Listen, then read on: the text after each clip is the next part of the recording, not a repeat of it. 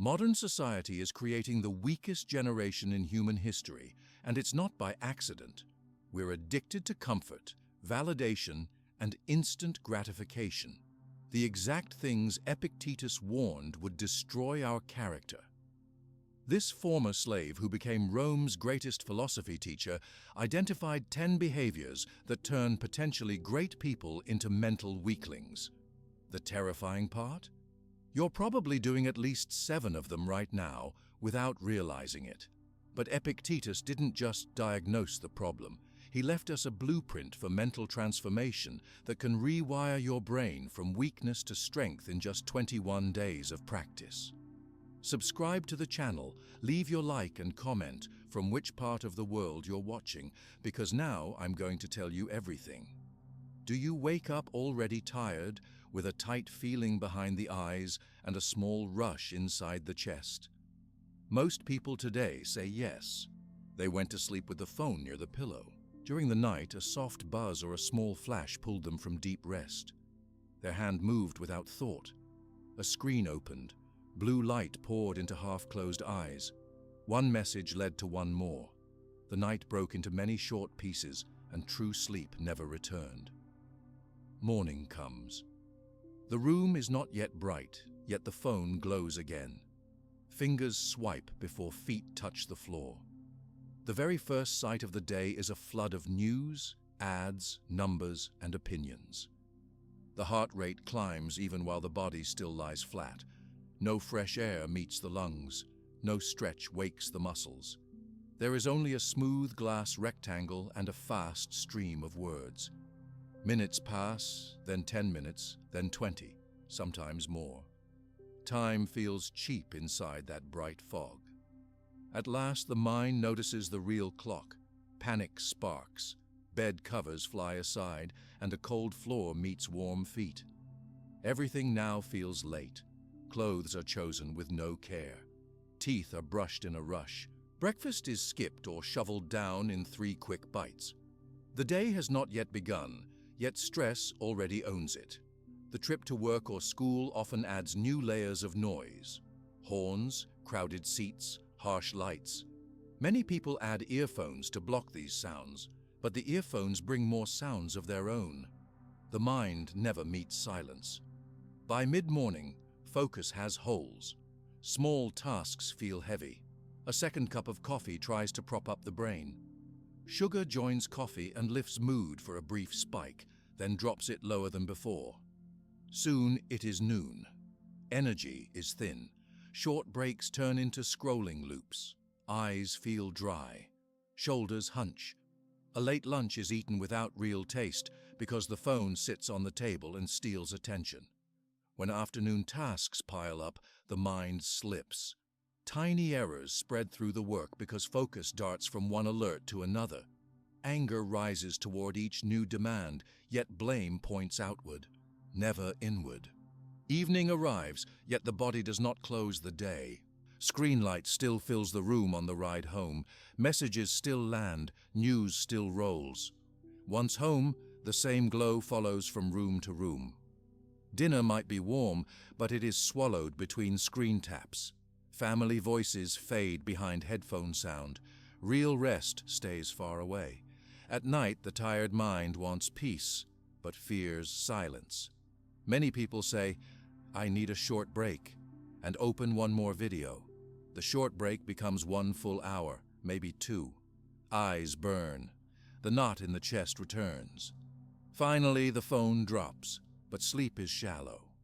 Dreams mix with alerts that keep buzzing from the bedside table. The next morning repeats the same script. Months can pass in this loop. Years can pass. A slow sadness grows inside that loop. Each day feels stolen before it begins. Projects stay half done. Reading stays on page 5. Friendships feel thin. The mind begins to believe that nothing else is possible. Modern life is like this, people say. I have no choice. Epictetus, a teacher from many centuries ago, would shake his head. He taught that every human owns one strong power, the power of choice. Outside events may press on us, but how we act remains ours. The moment a hand moves toward the phone, that is a choice. The moment eyes stay on a glowing screen instead of meeting dawn light, that is a choice. One choice may feel small. 10 of them fill a day. Thousands fill a year. A life bends in the sum of them. The first minutes after waking sit at the very start of those choices. They plant seeds for the whole day. If the first minutes are ruled by outside noise, the rest of the day often bends the same way. If the first minutes are calm, clear, and owned, the later hours carry that same order. Why do so many fail to guard those minutes? Habit. A habit is an action repeated until the body can do it without thought. At first, the late-night check of a message felt optional. After a few weeks, it felt normal. After a few months, it became automatic. The brain learned to expect the light, the scroll, the rush. Chemicals inside the brain reward the pattern. Breaking it feels wrong, even painful, though it is only a familiar loop, not a true need. Another force behind the tired morning is fear of missing out. People fear that if they do not read the news at once, they might fall behind. They fear that if they do not answer a message within minutes, respect will drop. These fears push the thumb to refresh the feed again and again. Yet when asked later, most cannot recall 5 useful facts from the early scroll. The fear stole sleep and gave nothing solid in return. A third force is hidden blame. Many blame the job, the city, the friends, the era. I would wake rested if work ended earlier. I would feel calm if traffic were lighter. This blame feels safe because it points away from the self. Epictetus warned that blame steals power. As soon as the cause is placed outside, the cure is placed outside too, and helplessness grows. The first step toward strength is to call the phone habit by its true name, my own choice, my own loop, my own to change. How then can someone break a morning chain that feels welded shut? The answer is simple in words, steady in practice. First, create one clear rule for the night. For example, after I lie in bed, the phone stays on the desk across the room. Write the rule on paper, read it aloud. Place the charger in that far spot so the phone has a bed of its own. On the first night, this feels strange. On the second night, it feels less strange. By the 10th night, it feels normal. Distance blocks the easy reach of half-awake fingers. If an alarm is needed, an old-style clock can ring just as well. Second, prepare the morning before sleep. Place a glass of water on the bedside table. Put walking shoes near the bed or a book on the pillow. These small cues guide the mind toward a new first act that does not need a screen. When eyes open, the water cleans the dry mouth, the shoes invite a short walk, or the book invites 10 plain pages. Light stretches can also fill those first 5 minutes. The key is to decide the act the night before, not in the fog of dawn. Third, protect a short pocket of silence. Sit at the edge of the bed or on a chair. Keep the spine tall. Close the eyes for 10 slow breaths. Feel each inhale rise, each exhale fall. Count them if the mind wanders. 10 breaths take less than 2 minutes. Yet these breaths send a firm message to the brain. Calm leads the day, not noise. Over weeks, 2 minutes can extend to 5 or more. They become a small temple of order inside the larger rush of life. Fourth, set one simple goal for the day, written on a small card. The goal must be within full control. I will not look at my phone until I finish breakfast. Or, I will walk for 15 minutes before any screen time. Or, I will arrive at work with one clear plan written on paper. Place the card where the eyes will meet it again at noon. The card acts as a second guardrail so the morning clarity does not fade too early. Fifth, delay all non-urgent digital input until after one solid task is done. The task can be a shower followed by neat clothes, or a quick room tidy, or a short stretch routine. This first win sends proof to the brain that action ranks above reaction. confidence rises in small steps.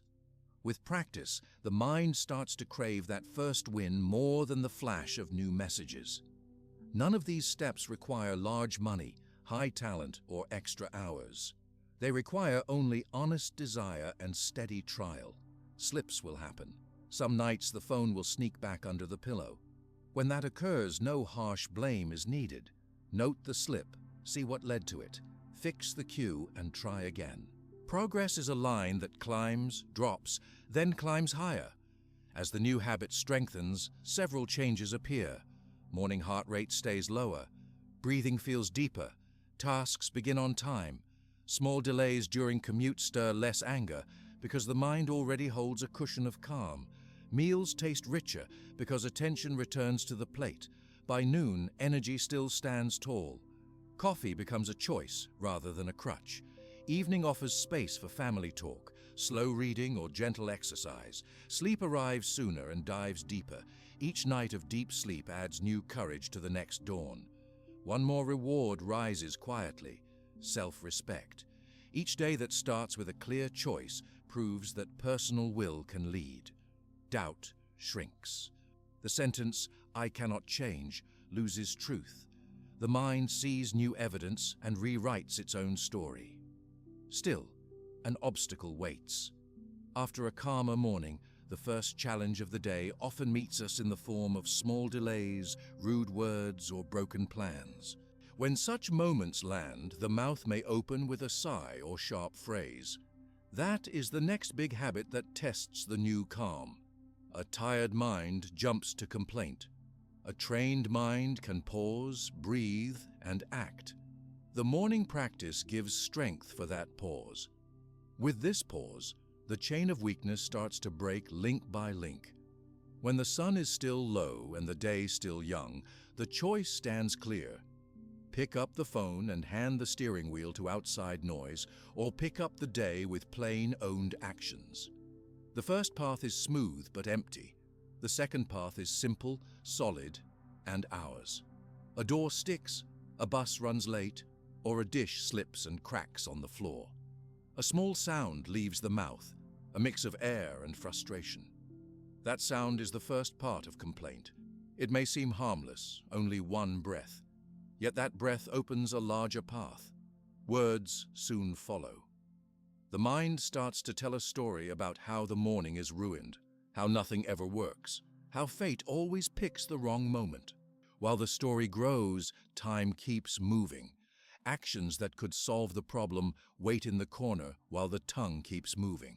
Energy flows out with every extra word. This pattern begins early for many people. A child waits in a long line for lunch and mutters, "This line is too slow." The adults nearby nod and add their own short grumbles. The child learns that grumble equals comfort. Years pass. The habit strengthens. By adult life, complaint can fill many hours of a day. It fills the air at home, in offices, on trains, and on phone screens. Some people even bond through shared complaint. They feel closer when they list unfair events together. The cost of this bond is high. Complaint steals calm. It steals clear thought. It steals respect, both self-respect and respect given by others. Epictetus offers a direct view on this. He says events are neutral. They hold no praise and no blame. Our judgment paints them. A slow line is only seconds passing. A broken dish is only pieces of glass. These facts do not harm us until the mind adds color.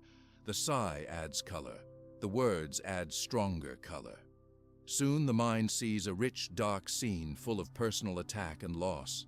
Stress hormones rise, muscles tighten. Yet nothing in the outside world has changed beyond a small delay or a small mess. Why does the brain rush to paint this dark color? Ease is part of it. Complaint feels easy. Solving feels harder.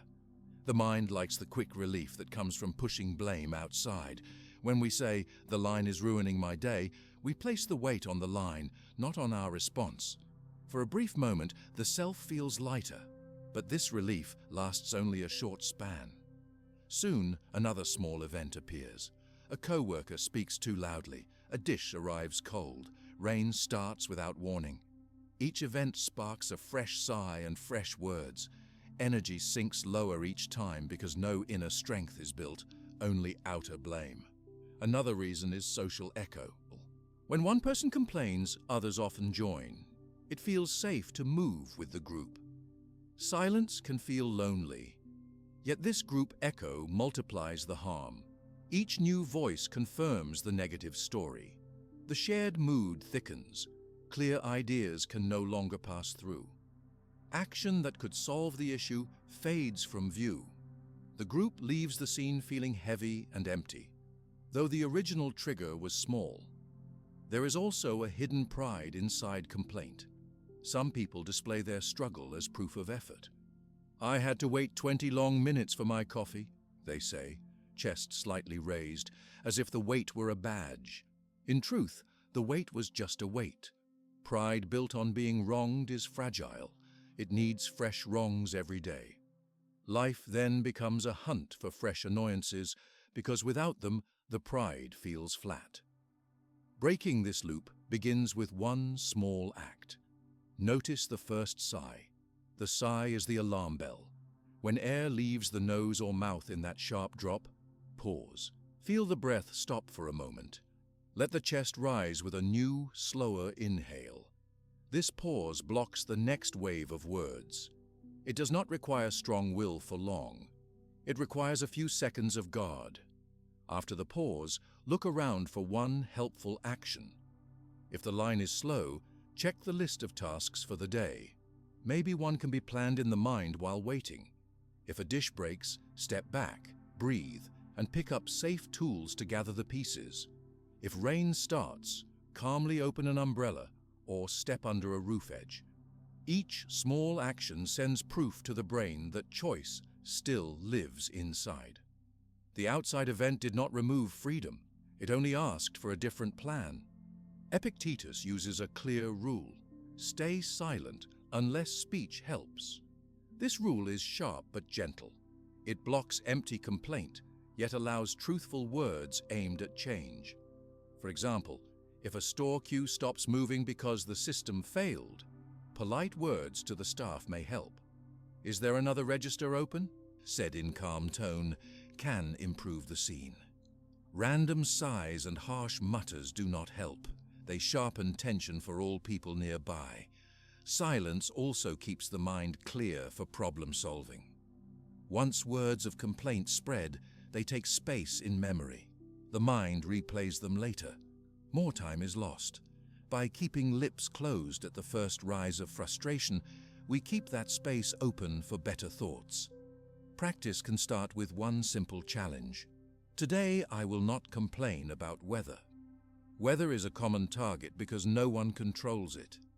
Each time rain falls or heat rises, the usual script is to curse it.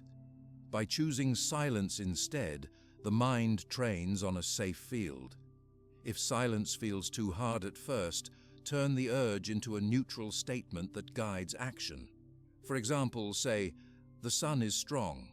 I will look for shade." The words move from judgment to plan. Another helpful drill is the 3-breath rule. When annoyance appears, close the mouth and draw one slow breath through the nose, hold a moment, then out through the mouth. Repeat twice more. While breathing, feel the feet on the ground. Count the breaths to keep focus.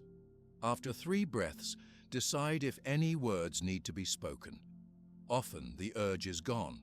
If words are still needed, they now carry less heat and more care.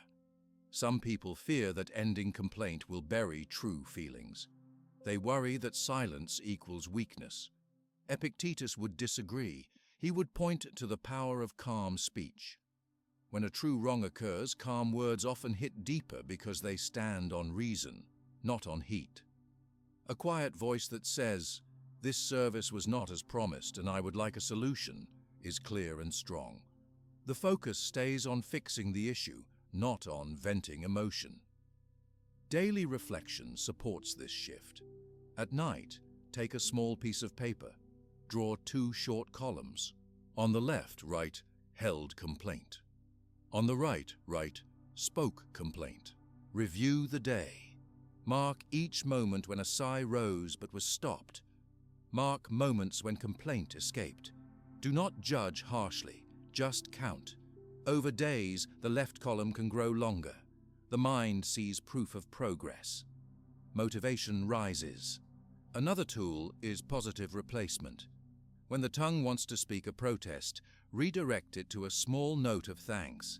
If the bus is late, say quietly, "I have extra minutes to breathe."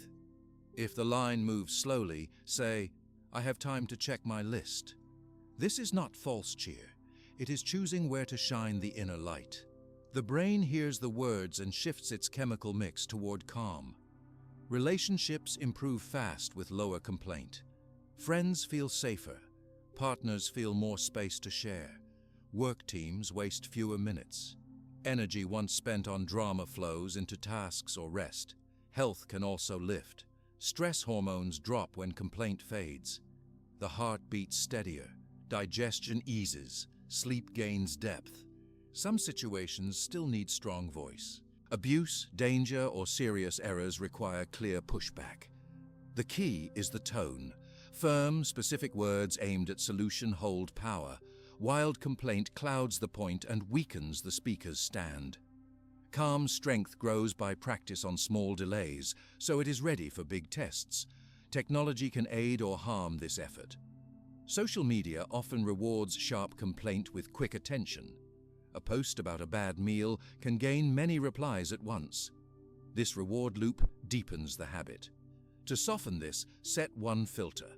Wait 1 hour before posting a negative remark. Use that hour to breathe, act, and reflect.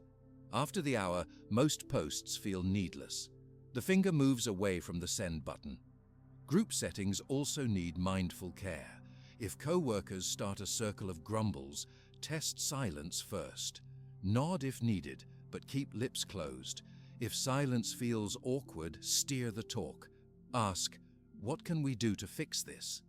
The question shifts the room from blame to plan. It takes courage the first time. After that, many will welcome the shift. Children watch adults closely. They copy tone more than words. A home with low complaint teaches resilience without direct lessons. A home full of sighs and mutters trains fragile nerves. Parents who pause, breathe, and act show a model that can serve a lifetime. This gift needs no money. It needs moments of self-control repeated each day. Progress is not a straight climb. Some days will overflow with complaint, especially when sleep is short or tasks pile up. Use those days as study, not as reason for shame. At night, note the triggers. Was hunger high? Was the phone used too much? Was the plan for the day vague? Each answer guides a small fix. Epictetus would call this a natural workshop for the will. With weeks of practice, complaint starts to feel heavy on the tongue.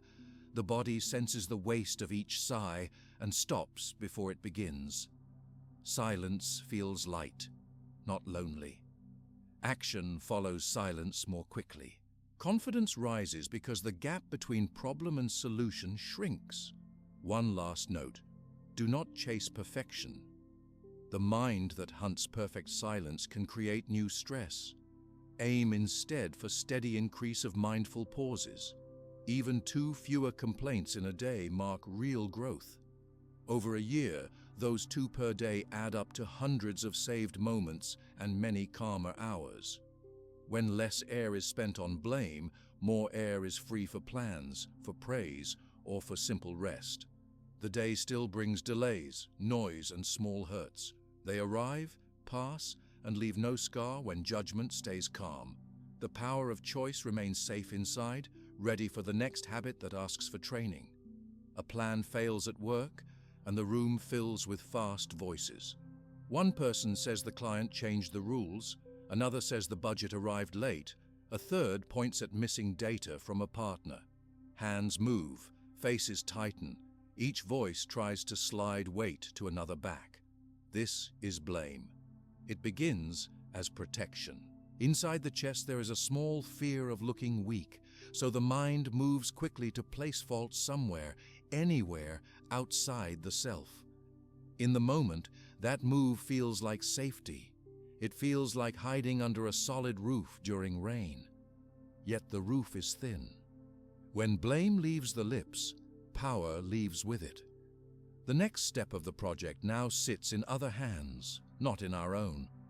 Blame can grow into a habit as strong as daily coffee. A child spills juice and says, "The glass was slippery." A teenager forgets homework and says, "The teacher never reminded us." Each small excuse teaches the brain that shifting fault works. Adults then carry the same trick into larger fields. The market crashed, the team was slow, the traffic ruined my mood. Over time, the tongue learns to move before the brain checks. Words jump out so fast that even clear evidence cannot stop them. The habit becomes a reflex. Epictetus has a sharp view here. He teaches that control of the will is the core gift of human life.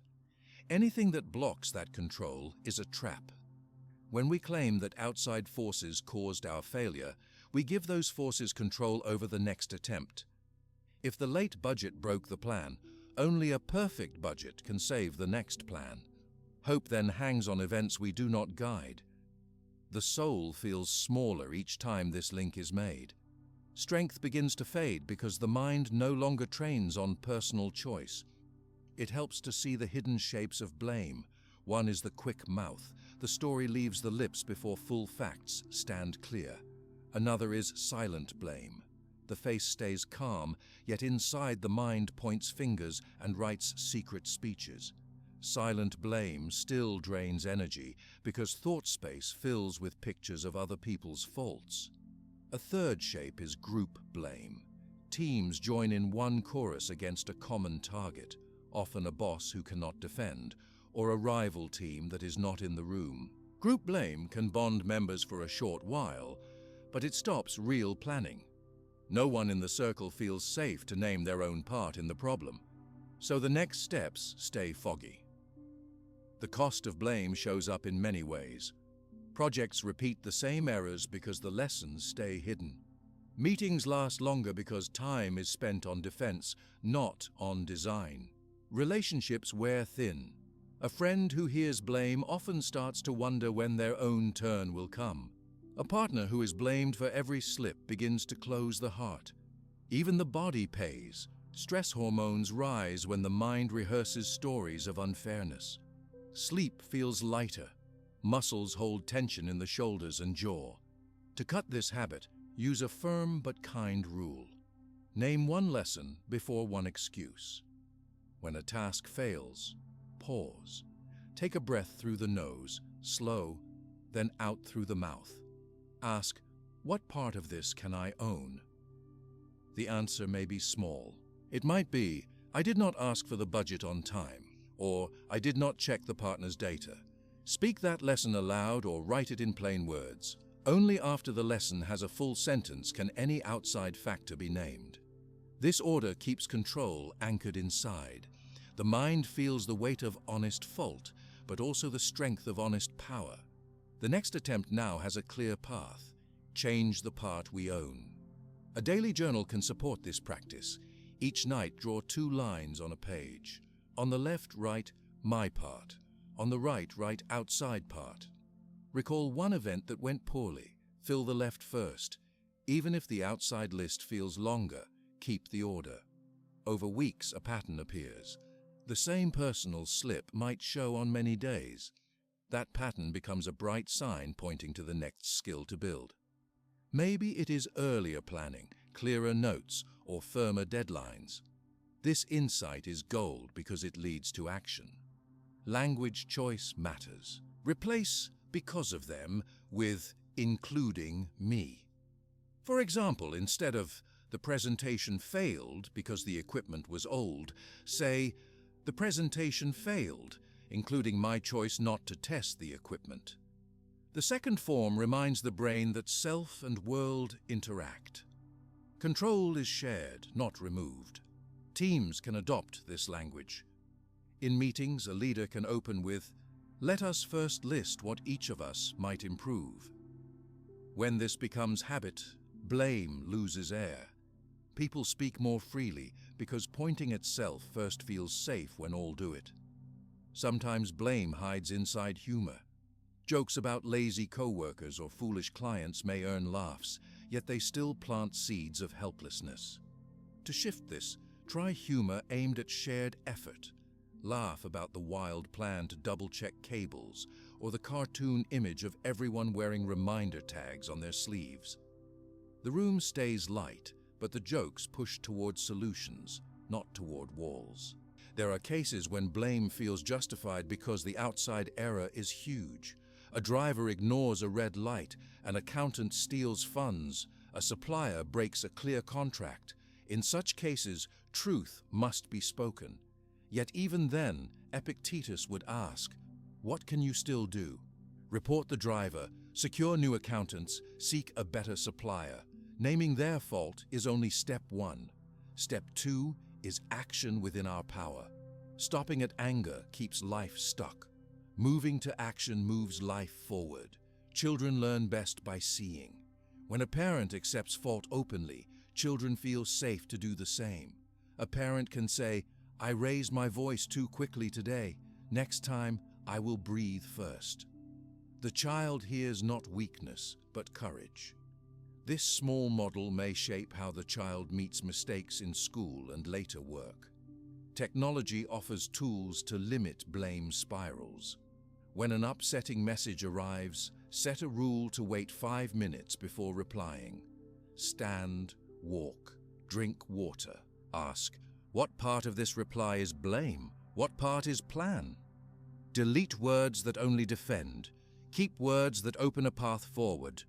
Over time, the delay grows into a habit of calm response. Mind and body link tightly in this practice. A tense posture invites blame thoughts. Shoulders back and open chest invite larger breathing and calmer judgment. A simple stretch can break the loop. Roll the shoulders, lift the head, soften the jaw. While the body shifts, the mind finds room to ask, what lesson sits here? Celebration helps growth. At the end of each week, list moments when you owned fault without fear. Reward the progress with a small treat earned only after this review. The treat can be a quiet walk, a favorite tea, or a short rest in sun. The brain then connects honest self-accounting with positive feeling. The loop strengthens. Failures will still come. A long day, a sudden loss, or sharp words from someone dear can snap the habit back to old blame. Do not let one slip erase weeks of work. Note the slip. Ask why it happened. Maybe sleep was short. Maybe nutrition was poor. Fix the base need. Then step again onto the rule. Lesson before excuse. When blame fades, new space opens inside. The mind stops spending hours building defense walls. Energy flows into planning, learning, and calm rest. Results improve because each cycle of work now ends with a clear self-check and a precise fix. Confidence rises quietly, built on real skill, not on loud stories. A steady sense of control also lifts mood during delays, noise, and daily chaos. Knowing that some slice of every problem is ours to shape gives a grounded feeling. This ground holds firm when larger storms appear, because the practice has taught the mind to scan first for personal action. The next common trap after blame often hides in plain sight. Constant layers of sound and flashing lights that fill every gap in the day. Many people do not notice this trap until silence feels strange. Blame grows in noise because noise blocks thinking. With a calmer inner voice, it becomes clear how much the outer voices have been ruling attention. The chance to reclaim that attention now stands within reach.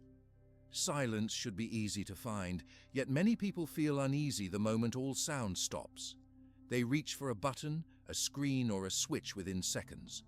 Earphones slide in, a podcast starts, music rises, or a video rolls on a small stand. Even short walks to the kitchen come with a soundtrack. These layers of noise may seem harmless at first. They fill tiny empty spaces in the day. Over months, the habit trains the brain to fear quiet. When no sound is present, the mind starts to itch. It demands input in the same way a body asks for food. The roots of this habit touch many places. Stores play music to guide mood. Cafes set flat screens on walls. Offices buzz with constant alerts from computers. At home, phones sit on every table ready to vibrate or ring. Each alert delivers a small spike of excitement. The spike feels good for a brief moment, so the mind wants another. A cycle forms: alert, spike, short calm, new alert. With time, the calm parts grow shorter because the mind starts to search ahead. When will the next buzz come? This search takes attention away from whatever task or rest is at hand. Epictetus speaks of guarding the inner citadel, the inner space no one else can rule. Noise, when unmanaged, opens the gate. Every alert is an outside voice stepping inside without permission. The voice brings ads, gossip, fear, or praise. The brain now has to sort each piece. Most pieces do not help the current goal, yet they still use mental fuel. At the end of a day loaded with alerts, the mind feels scattered and dry. Many mistake this dryness for normal fatigue. In fact, it is the cost of constant switching. There is also a body cost. Loud or sudden sounds rise heart rate, tighten muscles, and raise stress hormones. A single alert is small, but hundreds across a day keep the body in light alarm. Sleep then loses depth. Decision-making grows dull because attention never rests long enough on one point to reach clear judgment. Creativity suffers in the same way. New ideas often appear in calm gaps, and the gaps are now gone. To regain control, begin with a simple audit. Walk through a normal day and note every source of sound or flash. Write them in a list: phone alerts, computer dings, background music in each room, television noise during meals, car radio, even talking devices that announce weather. Seeing the list on paper turns a vague sense of assault into clear facts. Many people find they face dozens of hits each hour. Next, rank each source as needed: nice or needless. Needed might be a phone ring for family emergency. Nice might be soft music during safe tasks. Needless might be every automatic news alert. Once the ranks stand clear, set one rule: cut or mute one needless source for 1 week. Only one change at first. This keeps the steps small, but real. If phone news alerts are removed, the phone still works for calls. If background television is muted during dinner, quiet might feel strange only for a few minutes. During that week, note any feeling that rises when the old sound is absent. Some people feel boredom. Some feel slight fear. Some feel a pull to grab the phone. These feelings are signs of a body used to quick spikes. When the spike fails to arrive, the body signals hunger. Instead of feeding the hunger with noise, feed it with one slow breath. In through the nose, hold, out through the mouth. Count to 4 during the in, hold 2, count to 4 during the out. 3 of these breaths reset the nervous system. After 7 days, choose one more needless sound to silence. Maybe turn off alerts for sales or stop videos that autoplay. Again, track feelings and use breath. This gradual path avoids shock and allows the mind to learn that silence is safe. Within a month, many needless sources will be gone. The world outside may still be loud, but the personal field now has borders. Some people worry they might miss important information. They fear being the last to know urgent news. In truth, truly urgent news finds a way. Friends call, family sends clear messages, work issues arrive through direct channels. Most breaking alerts are not truly urgent for personal life. They can wait 1 hour or even 1 day without harm. Epictetus would ask, "Is this under your control at this moment?" If not, attention spent on it is wasted. Create small islands of full quiet. 5 minutes after waking, sit upright, close the eyes, and listen for the softest sound in the room. It might be the hum of a fridge or the distant call of a bird. Do nothing else. Just listen. If thoughts rush in, notice them and let them pass like clouds. After 5 minutes, open the eyes and begin the day. These minutes train the brain to rest in silence.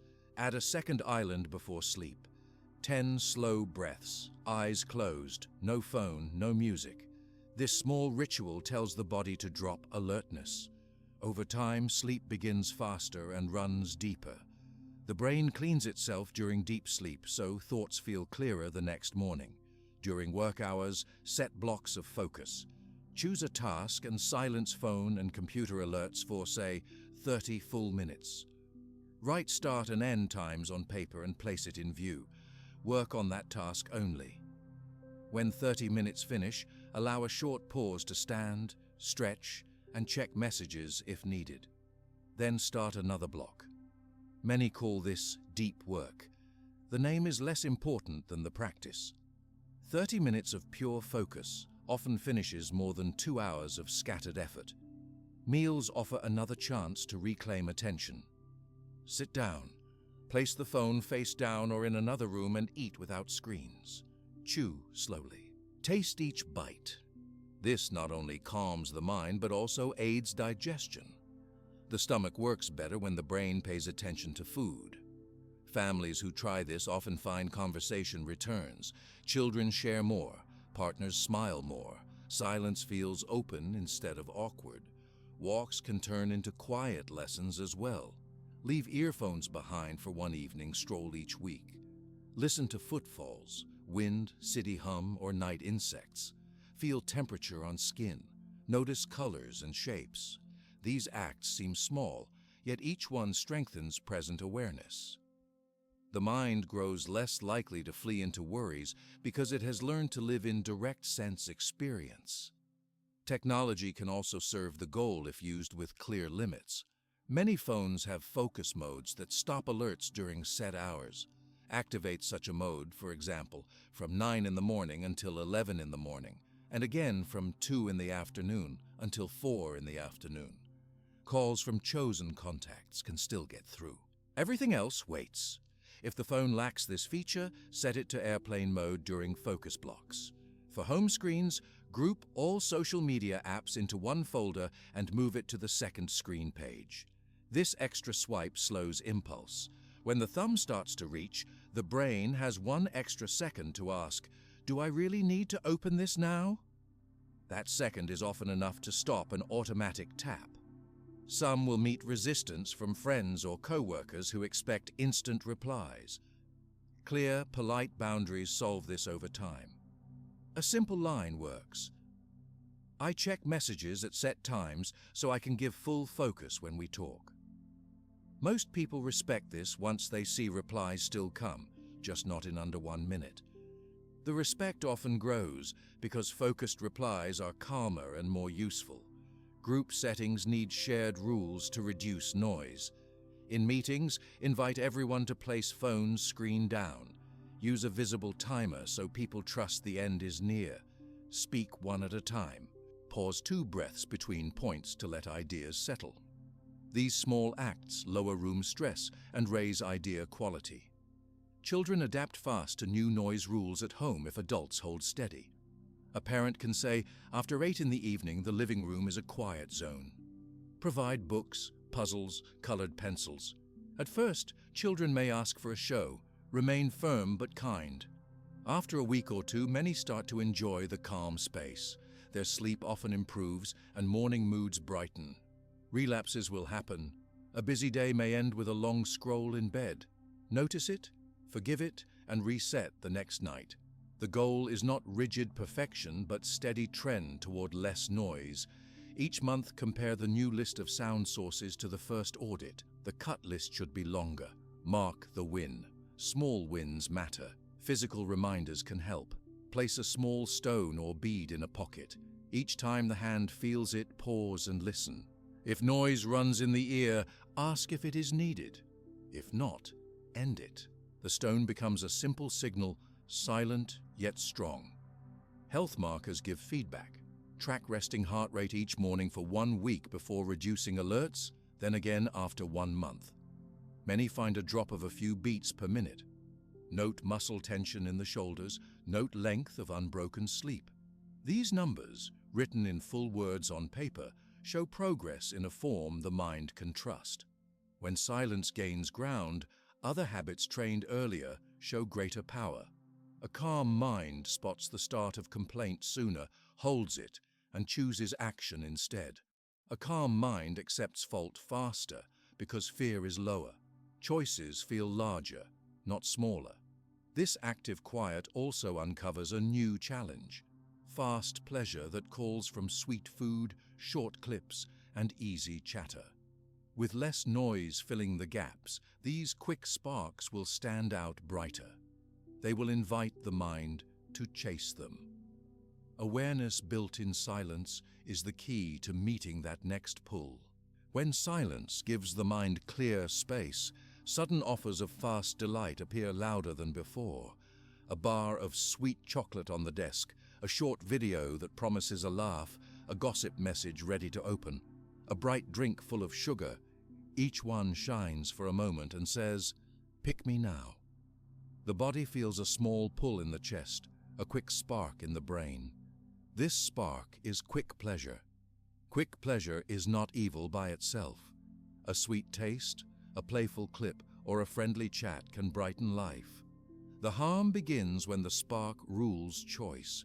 If the mind answers every call at once, hours break into many shiny pieces.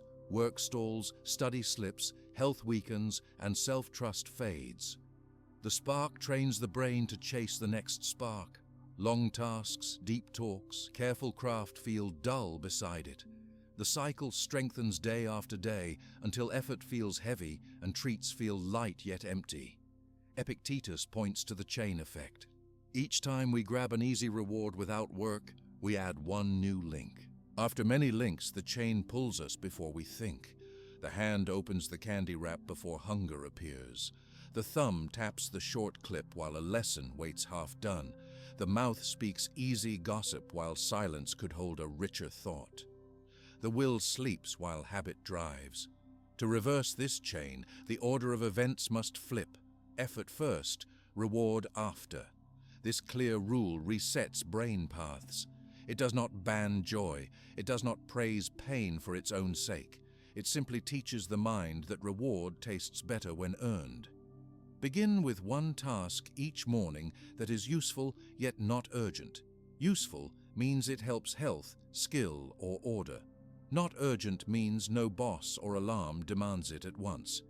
Examples: read 10 pages of a hard book, stretch for 10 slow minutes, clean one drawer, write 1 page in a journal, or practice a new language for 15 minutes. Choose only one for each day so the mind can focus. Write the task on a small card the night before. Place the card where you see it on waking. After water and first breaths, look at the card, smile, and start. Do not open social media. Do not sip sweet drinks. Do not bite treats before the task ends. If other people share the space, tell them, "I will finish a short task first." Setting words makes the rule solid. During the task, moments of craving may rise. The brain whispers, "Stop now, find sugar, check messages." Meet the whisper with calm steps. Breathe in for 4 counts, hold 2, breathe out for 4. Touch the task tool, book cover, pen, stretch mat, and say in the mind, "I am here." Then continue. Each time this happens, a piece of the old chain weakens. The first days feel rough. By the 7th or 8th day, the whisper loses sharpness. When the task ends, mark it done on paper. Now pick any small pleasure on purpose. Sit, enjoy the sweet bite, watch one short video, or chat with a friend. Give the pleasure full attention. Feel taste, sound, or words. End it after a set bit of time or amount, like 1 square of chocolate or 5 minutes of clip. Stop on the exact mark, thank the moment, and move on. This cycle of effort then treat becomes a new script. The brain begins to expect work before reward. Over weeks, the spark of pleasure grows warmer, not weaker, because it carries pride. The taste of chocolate feels richer knowing pages were read first. The video laugh feels cleaner knowing stretches were done. Self-respect rises quietly. Some fear that planned effort will steal all fun. In practice, fun improves. When treats pile up without limit, each extra bite or clip feels less bright. When treats are spaced by work, each one shines again. The mind savors rather than shovels. Certain times of day bring stronger cravings. Late afternoon when energy dips, or late evening when the house is quiet. Prepare tools for these windows. Keep cut fruit or nuts ready in place of heavy sugar. Save an interesting long article to read instead of endless short posts. Plan an easy walk for 10 minutes outside. These are gentle bridges that guide the brain past the craving wave. Shopping habits also shape quick pleasure loops. Supermarkets place sweet items near checkouts because tired shoppers reach for them. Make a clear list before entering and promise to buy only what is on the list. Walk past the bright wrappers. Each skipped impulse buy is another broken chain link. Digital stores do the same with flash sales. Turn off sale alerts or move them to an email folder checked only once a day. If an item still feels needed after 24 hours, perhaps it is useful. Often the urge cools. Social praise is another quick spark. Opening an app to see red hearts or blue thumbs gives a small rush like sugar. The brain then asks for a new post, a new check, a new rush. Apply the effort first rule here too. Post only after finishing a set block of real work. Check counts only twice a day, maybe at lunch and early evening. Between those times, place the phone face down in a drawer or bag. Freedom grows in the quiet gap. Keep records to see change. Draw 2 columns in a notebook. Title the left, effort first, the right, skipped effort. Each day, tally moments when you held the rule and moments you broke it. Do this at night with calm honesty. Numbers in full words show progress. For instance, today 5 effort first, 2 skipped. Over a week, the left numbers should climb. Celebrate progress with a planned treat of higher value, like a small trip to a park or extra reading time of choice fiction. The body will show signs too. With less sugar and less late scrolling, sleep depth rises. Measure wake energy by noting from 1 to 5 each morning. Write. Morning energy 4, on days you wake clear. Track waist fit of clothes, skin tone, or mood steadiness through the day. These gentle signals confirm the path.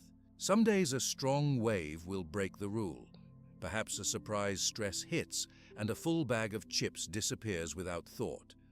Do not add shame. Shame is another quick feeling that blocks action. Instead, write the event. Ask, what trigger came? What bridge was missing? Maybe lunch had too much caffeine and unsettled the mood. Maybe the phone sat within reach during a dull task. Adjust the environment for the next day. Environment shapes ease. Place fruit on the front shelf of the fridge and sweets deep in a cupboard. Keep the phone charger outside the bedroom so night scrolling fades. Use software that locks certain apps during chosen hours. Lay out workout shoes near the door. Each small move cuts friction for effort and raises friction for quick pleasure. Friends can support or shake this habit. Share the effort-first plan with a close person. Agree to send a short message each time the morning task finishes. Cheer each other. If a friend invites constant snack breaks or gossip loops, suggest a walk while talking or tea without sugar. Gentle firmness often works. If they resist, hold the rule anyway. Your steady model might inspire change later. Parents can guide children the same way. Ask a child to tidy one small area before screen time. Praise the tidy spot, then allow the game for a set minutes count. The child learns work, then play. Make charts with stickers for each effort done. At the end of the week, a family game night can be the earned prize. Longer projects need bigger patience. Reading a whole book, learning an instrument, gaining fitness, each feels slow compared to a 3-minute clip. Break big goals into clear daily pieces. 10 pages, 10 minutes of scales, 10 push-ups. Tick each piece, then treat. Over months, the pages bind into a finished book. The scales form songs. The push-ups build a stronger chest. Epictetus reminds us to hold desire within reason. He does not say kill joy. He says guide desire so it serves the good life. Quick pleasure unguided becomes a master. Quick pleasure guided becomes a servant. The difference is choice. At times, life offers grief or heavy fatigue. In those hours, the rule may soften. A warm cookie after sad news can soothe the heart. The key is awareness. Eat the cookie with full eyes on the moment, knowing why it is chosen. Do not stack 5 cookies while the mind drifts. Presence turns even comfort food into mindful care. Holidays pose a test. Tables pile high with treats, parties run late, and screens stay loud. Before the holiday starts, set one anchor. Perhaps promise to walk 20 minutes each morning, or to fill half the plate with fresh food before sweets. Hold the anchor steady, then enjoy the feast. Anchors keep the ship from floating into old waters. When the new habit stands strong, people often feel a fresh kind of pride, quiet and steady. They know they can wait for reward. They know they can finish tasks that once felt hard. This pride is solid because it rests on proof, not on wishes. With chain links of quick pleasure loosened, attention lasts longer. Books pull deeper. Work blocks finish sooner. The free time that appears can feel large. Into that space, new aims can grow. Maybe study a language, build a garden bed, or paint small scenes. Each new aim will still need patience. The mind, now trained, is ready. Yet another soft habit waits in line. After effort and treat take healthy order, the wish for outside praise can sneak in. The mind may post progress online just to watch numbers rise. Likes become a new sugar. The same effort-first muscle can meet this wish, turning eyes inward for the main grade instead of outward. Numbers on a screen can feel like cheers in a stadium. A post goes up, the phone rests on the table, and the eyes wait for small signs to glow. First 1 red heart, then 2, then 3. Each new sign gives a tiny flash inside the brain. That flash is praise. It feels similar to quick sugar. It rises fast, fades fast, and asks for more. Soon, the thumb refreshes the page, even when the mind knows nothing new will appear. When no fresh hearts come, a tight feeling forms in the stomach. Doubt whispers, "Did I write the wrong words? Do they still like me?" This is the habit of praise-seeking. Praise-seeking can look gentle from the outside. A person smiles when someone says, "Good job." A student glows when a teacher writes, "Excellent." These moments are natural. Humans are social. We learn from feedback. The harm begins when outside praise becomes the main fuel. Tasks start to feel empty if no one claps. Work aims bend toward what gains the most quick approval, not what holds long value. Honest feedback that points to flaws starts to feel like an attack, not a gift. Growth then slows. Epictetus warns that the opinion of the crowd changes like wind. One day the crowd loves a style, the next day they mock it. If we tie self-worth to that wind, peace never lasts. A strong mind uses praise as one data point, not as food. The main guide must come from reason, from an inner judge that stays steady. How does the praise habit form? It often starts early. A child draws a picture and shows it to an adult. The adult says, "Beautiful."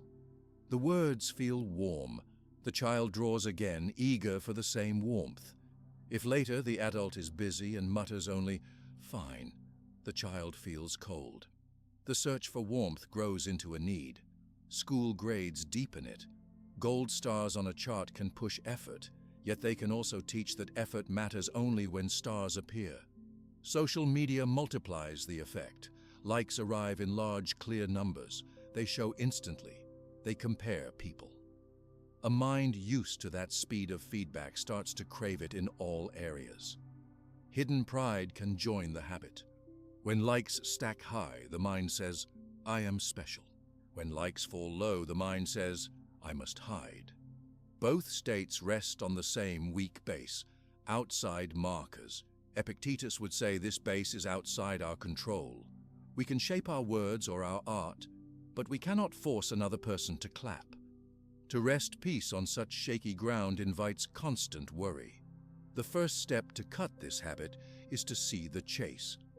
Keep a small note card for one full day. Each time the hand picks up the phone to check likes or messages without clear reason, draw a small line on the card. At night, count the lines. Most people are shocked. They see dozens of lines, sometimes over 100. The card turns a foggy sense of distraction into hard proof. Next, place time borders around checks. Choose 2 windows in the day, perhaps at noon and at 7 in the evening. Outside those windows, hide the app icons in one folder on the phone's second screen, or use a focus mode that locks them. The brain will push back at first. When the urge rises, breathe and remember the card. Say in the mind, "I check at noon." After some days, the urge weakens. The space between checks becomes clear space for real work. Inside those windows, adopt a clear rule. Read feedback with calm, note any useful point, then close the app. Do not scroll for endless praise. Do not refresh for more. If a kind word appears, smile, say thank you if proper, and move on. If a sharp word appears, read it twice. Ask, does this point to a real flaw? If yes, note the lesson. If no, let it pass. This practice turns feedback sessions into short, focused work, like sorting mail. To build a stronger inner judge, start an evening review ritual. It takes 5 minutes. Sit with paper and pen. Write 3 short lines. Courage, fairness, self-control. Rate each on a scale of 1 to 5 for that day. Use full words for numbers, for example, 3, 4. Beneath each number, write one small fact that supports the score. Courage 4. I spoke up in the meeting. Self-control 2. I opened the phone 10 times outside the set windows. Total the 3 scores in words and write. Total 9. No one else will see this sheet, so be honest. Over time, these scores paint a true picture, steady and clear. They matter more than fluctuating hearts. Morning planning supports the evening review. When the day starts, set one small goal that aims at inner strength, not outer praise. It might be, finish reading 10 pages of the hard book, or hold silence when tempted to complain. Write the goal on a card and keep it in a pocket. Midday, check the card. At night, during the review, mark if the goal was met. This loop creates direct feedback not based on outside eyes. Praise from people in close life like family or mentors can still help. The difference is depth. A mentor points to errors. A friend tells truth even when it stings. Honor this feedback by inviting it. Say, I want real notes on my work. Listen without defensiveness. Ask follow-up questions. Thank the giver. Then decide which notes to apply. By seeking genuine critique, we turn attention from applause to learning. A helpful drill is the silent launch. Work on a small project in private, finish it, and resist sharing it online for one full week. This could be a short story, a painting, a crafted tool. During the week, note in a journal how many times the urge to show it arises. Each urge is a signal of the praise habit flexing. Meet each with the breath count of 4 in, hold 2, 4 out. At the end of the week, decide if sharing will help others or help the project. If the answer is yes, share. If the answer is no, keep it as a private win. This drill shows the mind that value can live without public light. Language matters. Replace thoughts of, do they like me, with, did I act with virtue? Virtue here means alignment with chosen values like honesty, courage, fairness, learning. Ask this question after each act. It forms a clean inner metric that no crowd can veto. Parents can teach children to value effort over praise. When a child shows a drawing, instead of saying, "Beautiful," say, "I see you used green and blue together. Tell me about your idea." This shifts focus from approval to process. When a child finishes homework, instead of, "You are so smart," say, "I noticed you worked through the hard problem step by step." This builds pride in method, not in labels.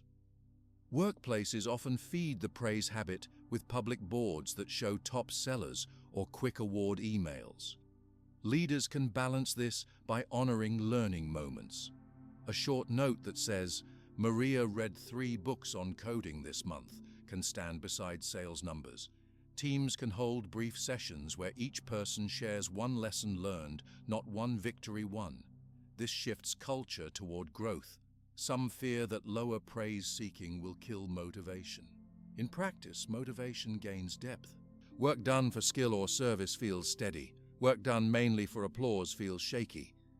When applause fades, so does drive. A clear inner score keeps drive alive through quiet periods. Criticism, when it comes, will still sting. Even a strong inner guide does not remove all pain. The difference is recovery time. With a solid self-review habit, the mind can examine the critique, take useful parts, drop the rest, and return to calm within minutes or hours instead of days. Setbacks may pull the habit back. A post that receives almost no likes might trigger an old spiral. Notice what happens in the body. Perhaps shoulders slump, breath shortens. Use the body to reset the mind. Roll shoulders back, inhale deeply, exhale slowly. Then write a short note. This post reached few people. My goal was to share truth, and I did. Score on honesty, 5. The note reminds the brain of the true aim. Physical environment helps. Keep the phone out of reach during core work blocks. Use a simple kitchen timer or sand hourglass to mark those blocks. When the timer ends, stand, stretch, drink water. Check the phone only after the stretch. This small delay breaks automatic reach. Choose one day each week as a low digital day. Perhaps Sunday from sunrise to noon. Place the phone in a drawer.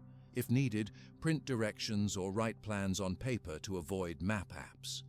Spend the hours on tasks that give no instant praise: cleaning, walking, reading aloud, cooking slow meals. These hours reset the brain. They show that life stands strong without digital cheer. Celebrate quietly when real progress shows. After 10 evenings of honest self-review, allow a small personal reward like a long bath, a solo movie, or a new plant. Mark the reason: I kept the promise to self. The reward is chosen by inner judge, not by outside crowd. Track numbers that reveal deeper growth. Resting heart rate, sleep hours, minutes spent in focused work, pages read, new skills attempted. Write them weekly in full words. Over months, see the lines move in good direction. These lines become a private applause from reality itself.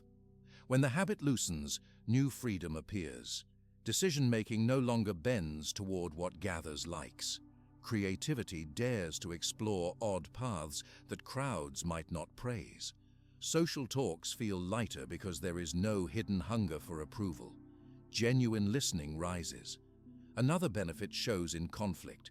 When someone disagrees, the mind can stay calm. The self does not crumble. The question becomes, is their point true? Not, do they like me? This makes problem-solving faster and relationships safer. With praise-seeking under better guard, speech patterns also shift. The urge to fill space with words that win quick smiles fades. Listening grows. A person begins to pause, hear fully, then reply with care. This new silence between hearing and speaking opens space for deeper thought and respect, the very skill that often lacked when outside praise ruled the room. The practice continues day by day. There is no final badge because the crowd's wind keeps blowing. The strong mind keeps the inner flame steady, shielded yet open to useful light.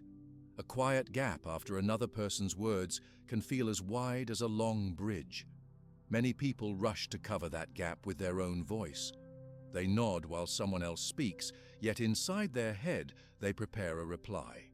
By the time the other person finishes, the reply is ready, and it pours out without pause.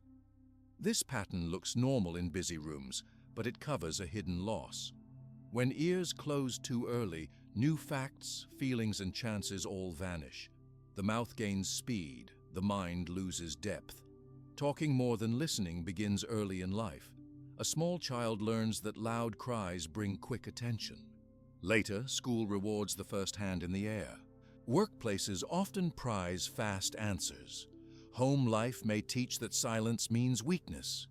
These lessons mix until speaking feels like power and listening feels like delay. Yet the Stoic view shows the reverse. Epictetus teaches that understanding comes before judgment, and understanding needs open ears. A person who listens first gathers clear images of reality. With clear images, words can guide action. Without them, words scatter like seeds on stone. The habit of overtalking has many shapes. One shape is the rapid interrupt. A friend starts a story, and before 2 sentences end, the listener jumps in with, "I know exactly what you mean," and takes over. Another shape is the long monologue. In meetings, one voice drones for 10 straight minutes while others glance at clocks. There is also masked overtalk.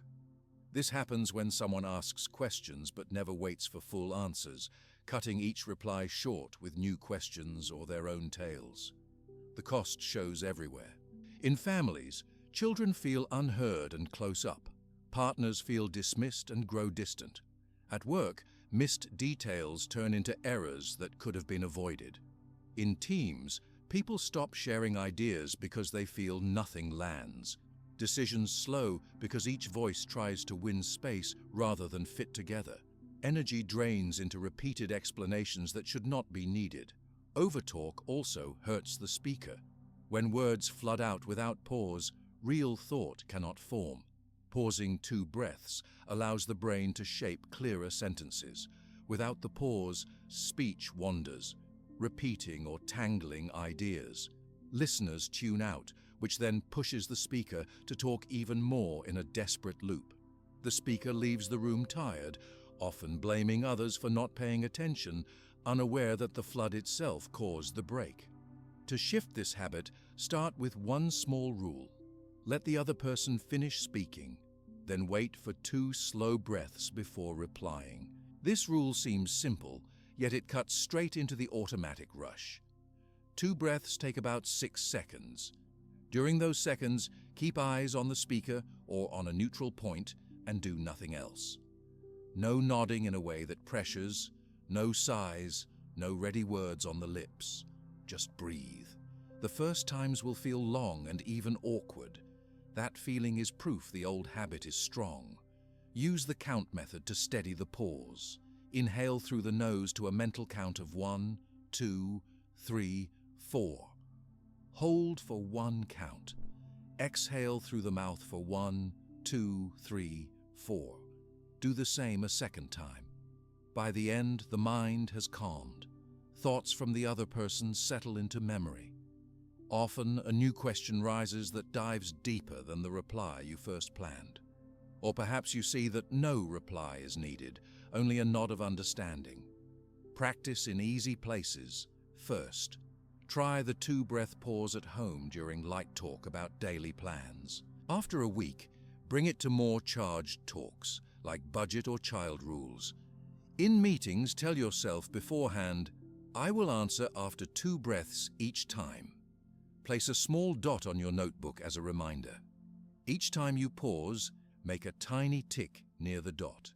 At meeting end, count the ticks written in full words. Seeing 5 pauses on the page shows honest effort. Another tool is reflective listening. After the 2-breath pause, begin with a short summary of what you heard. Use plain words. You are saying the delivery timeline feels too tight. Then add a question. Is that correct? This shows respect, checks understanding and prevents errors. The other person often feels valued and may provide extra details you did not know. With those details, joint answers rise faster. If the speaker rambles, gentle guidance can keep the talk clear without cutting them off.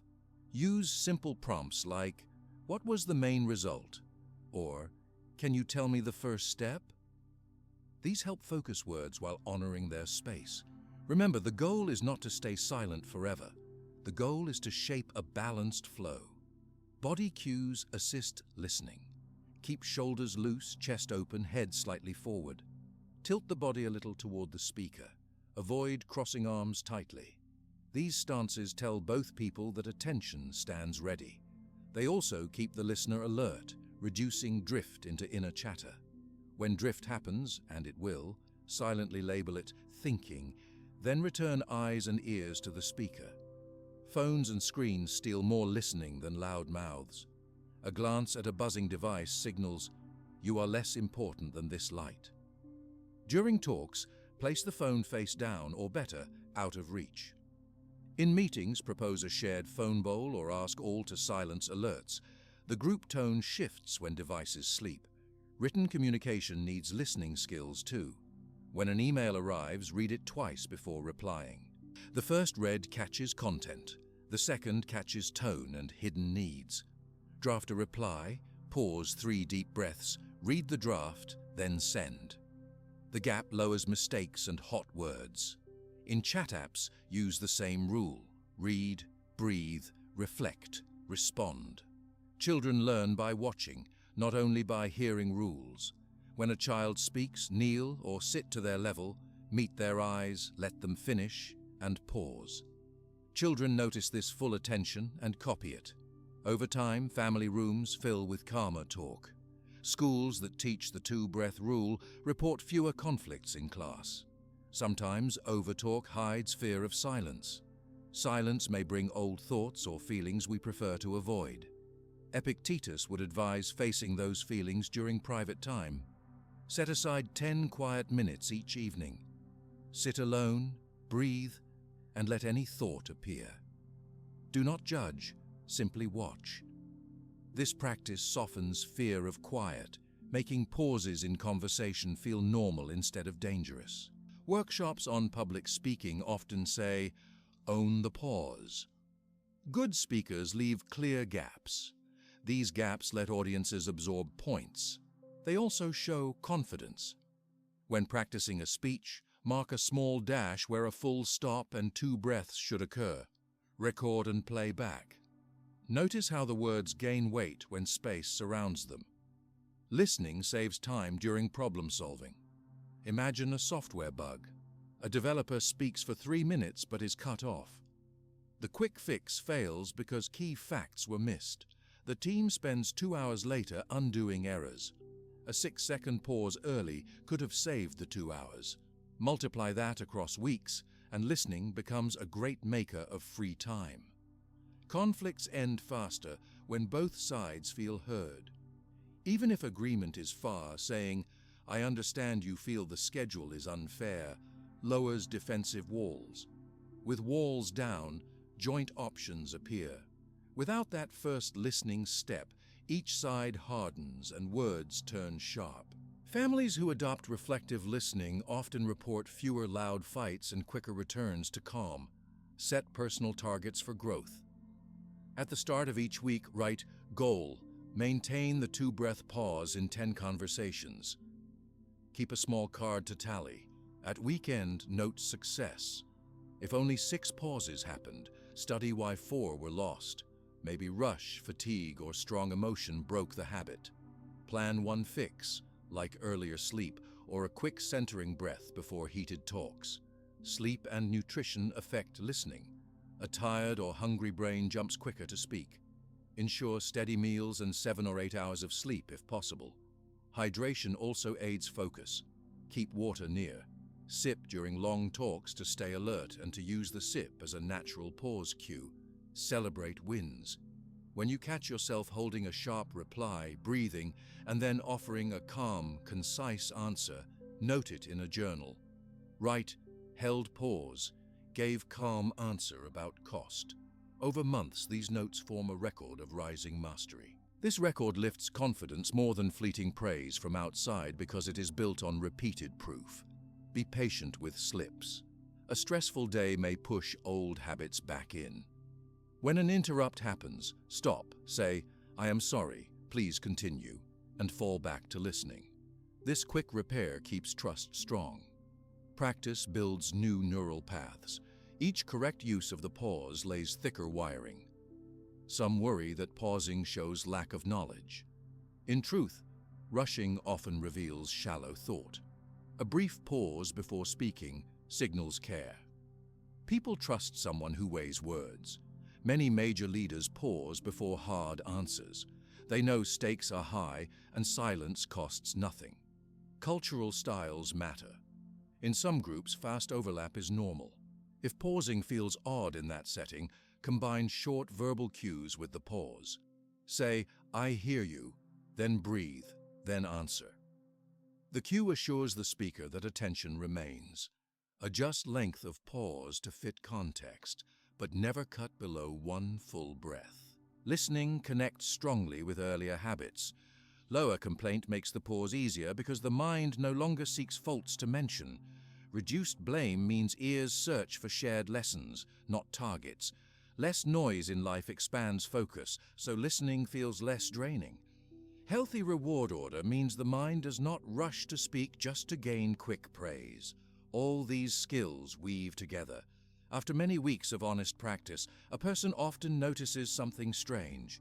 Conversation feels shorter, yet solutions appear faster. Friends seem happier to share. Meetings end on time. Personal stress marks drop. This is the quiet power of open ears and measured words. With listening made steady, a new kind of challenge walks in. Some tasks grow tough after the first bright days.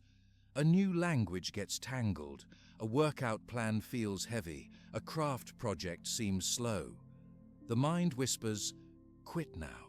Holding steady through that dull stretch calls for patience and clear rules, much like the two-breath pause, but over longer spans. A new project starts with bright energy. Day 1, you gather supplies. Day 2, you watch guides. Day 3, your first small results appear. Joy is high and hope is strong. Then day 4 brings a tiny stumble. A tool breaks. A note sounds wrong. A word in the new language does not stick. Day 5 feels harder. By day 10, the early spark is almost silent. The mind begins to whisper, "Maybe this is not for me." That whisper is the habit of early quitting. Early quitting is common because progress in real life moves like footsteps, small and steady, not like leaps. The brain loves the fast gain of the first days. Skills jump quickly from zero to small. After that, each step forward is shorter and slower. Without a clear plan, the brain labels slow as failure. Feelings of boredom or doubt fill the space where excitement once lived. The hand sets the project aside, promising to return later. Later does not come. The tool gathers dust, the book stays closed, the language app waits mute. Epictetus speaks of nature's slow rhythm. Seeds need many days to sprout, many weeks to grow, many months to bear fruit. Human learning follows the same gentle law. When we expect fruit in a few dawns, we reject the law and we suffer. The fix is simple but strong. Commit to a block of steady days before judging progress. He might call it a promise to time itself. A clear method is the 21-day rule. Pick one skill or goal. Mark a start date on a calendar.